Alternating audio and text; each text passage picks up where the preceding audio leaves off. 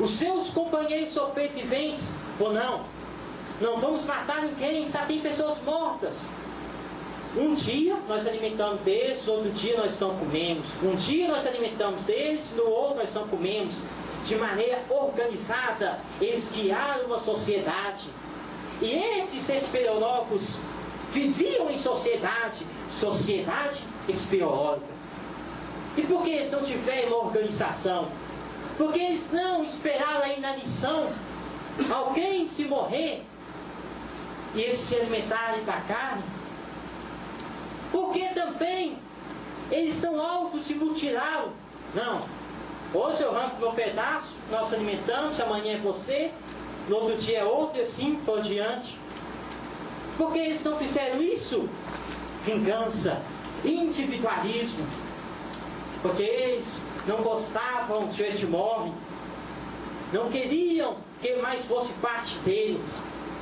E isso foi até precipitado, porque o rádio que eles tinham foi evidenciado, que as pilhas não descarregaram, eles que tiraram as pilhas do rádio.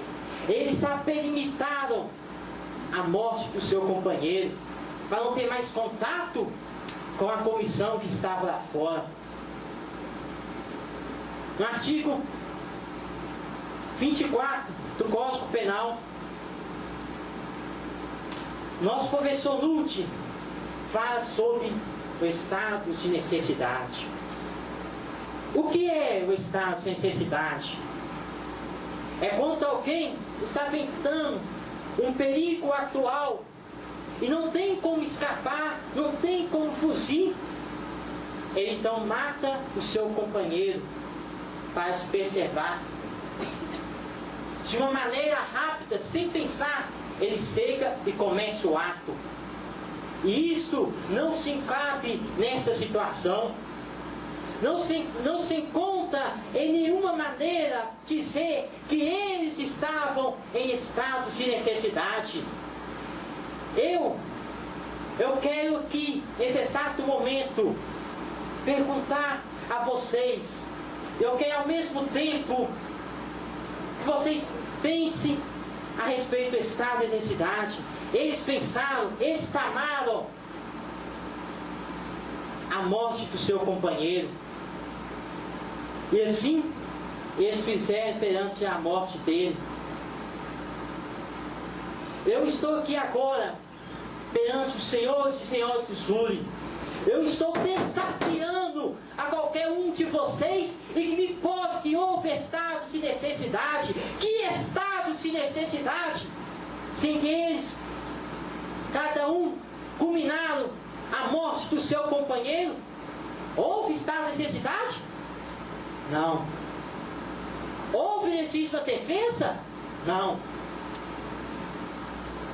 Rose não tinha condições de mercê, de livrar-se das dores, da sensação da morte. Como é que ele ia atacar os seus amigos, os seus companheiros? Não cabe aqui também a legítima defesa. Ele não atacou ninguém. O artigo 25 da Constituição Penal fala que a legítima defesa é quando o agressor vem até você, você não tem como escapar, como evitar, e você então age para se autopreservar, para se defender. Você vem e mata ele. Mas acima de tudo, o que o Código Penal fala é que cabe o direito à vida. O nosso professor Cabeça fala que acima de tudo a vida é o principal fator, é o bem jurídico, e ninguém deve privar ninguém do seu bem, da sua vida. O professor Cabeça fala que esse bem jurídico deve ser concedido perante a lei, esse direito. E Edmore estava ali nessa lei sendo garantida, mas os seus companheiros o tiraram. Os seus companheiros, esses réus que hoje se encontram aqui presentes, privado ele dessa condição, do maior bem que um ser humano possa ter. Agora, Senhor e Senhora dos Júris, o que vocês mais gostam é a vida. Ninguém quer morrer. Podemos estar na idade avançada, mas ninguém quer morrer. Todo mundo quer viver. E por que agora considerar isso algo normal? Por que agora privarmos Roger do seu direito à vida? Por que privarmos ele dessa honra? Pense vocês, senhoras e senhores. Coloque-se no lugar de Edmore. A sua família, o seu filho, a sua esposa, todo o seu patrimônio foi destruído, foi eliminado por causa de 4 amigos que pensaram só em si. Devido 4 companheiros que, acima de tudo, tinham o dever de preservar a sua vida, e negligenciaram isso, rejeitando o seu pedido, rejeitando a Edmore de querer ver novamente a sua esposa, em querer contemplar novamente o seu filho. É assim que nós vamos decidir, é assim que nós vamos acabar com toda essa vida criada, erguida perante décadas, libertando, inocentando esses réus. A vida é o maior bem jurídico. Ninguém pode achar que é Deus e determinar. Ele ainda tinha condições suficientes para viver mais 10 dias. Eles nem quiseram saber. Foram lá e o mataram. Lembre-se, senhoras e senhores do júri, que esses réus que hoje estão aqui presentes, eles apenas querem, com esse rosto de vítimas e de inocentes, que vocês tornem lícito o ilícito. Lembre-se que eu falei com vocês no início, salientando vocês sobre a dignidade da pessoa humana. Se nós, senhoras e senhores do júri, não podemos mais honrar a vida de Edmore, pelo menos honramos a sua morte, fazendo justiça e condenando estes réus.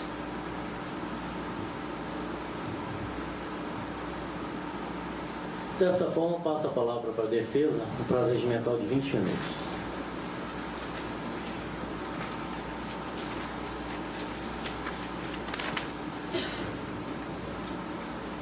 Boa noite, Excelência. Boa noite, senhores dos júris. Boa noite à audiência toda aqui presente essa noite. Como já foi exaustivamente falado pela acusação, eu vou fazer um pequeno relato dos acontecimentos que nos trouxeram aqui hoje. 5 exploradores de caverna saíram para uma exposição, para uma exploração, e durante essa exploração, a caverna onde se encontravam desabou e os deixou presos lá dentro. Eles tinham poucas provisões e ficaram isolados. Como as pessoas lá fora sabiam onde eles estariam, foi montado, logo que se notou a ausência deles, foi montado um grupo para poder resgatá-los. Durante 20 dias se tentou resgatar esses homens. Durante esse prazo, 10 operários que estavam fazendo a escavação sofreram um acidente e foram também soterrados e vieram a falecer. Depois quando passou esses 20 dias, ficou-se sabendo que eles tinham levado um rádio com eles. Aí buscaram na cidade um rádio e comunicaram com eles. E eles citaram a situação que eles estavam e pediram a presença de um médico, alguém que representasse a lei na cidade, né, na comunidade, e um padre.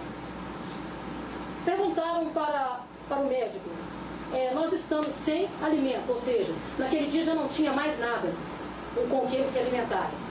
Quantos dias durariam ali sem alimento? E perguntaram também para o engenheiro da obra quanto tempo levaria para tirá-los de lá. O engenheiro falou que no mínimo 10 dias, caso não houvesse outro desabamento. O médico lhes disse que 10 dias era impossível sobreviver sem alimento.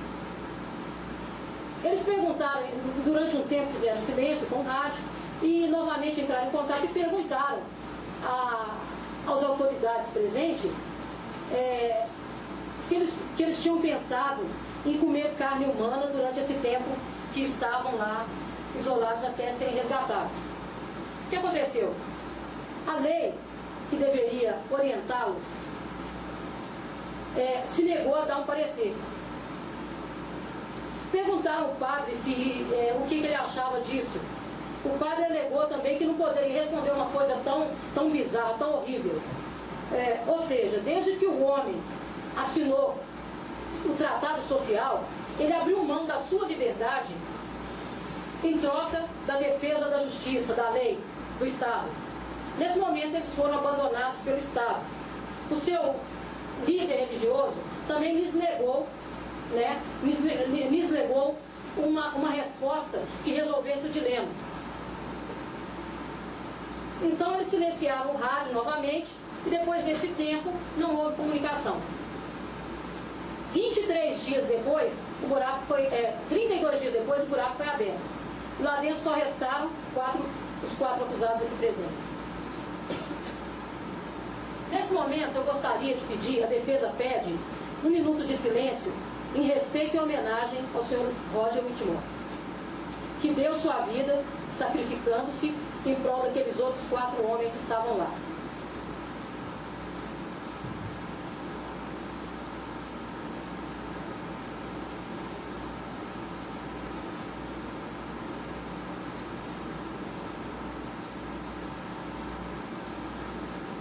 A defesa não tem aqui a pretensão nem a ousadia de negar que houve uma morte. Houve sim, senhores, uma morte. Um pai de família, sim, deixou de voltar para casa. No entanto, a defesa também tem convicção em afirmar que não houve crime. Nenhum crime foi cometido. O que Data Vênia, o advogado de acusação, chama de crime, eu chamo de fatalidade. O que ele chama de doloso, eu chamo de tragédia. Por quê? Esses homens se encontravam numa situação tão terrível, tão sinistra, tão inesperada, que durante a preparação da nossa defesa, buscamos precedentes para poder usar de jurisprudência com esse caso. O mais próximo que eu me aproximei de algum caso parecido foi um desabamento na Califórnia, onde uma nevasca na Califórnia, onde algumas pessoas morreram de hipotermia e as outras que ficaram isoladas se alimentaram do corpo dos que já tinham falecido. E também, como o colega citou, da Cordilheira dos Andes. Mas acho convicto que as pessoas já estavam mortas. Então, o nosso caso é tão único, é tão diferente, que eu tenho certeza que daqui a uns anos, estudantes de direito estarão fazendo trabalhos, estarão exercitando a prática do direito, examinando esse caso.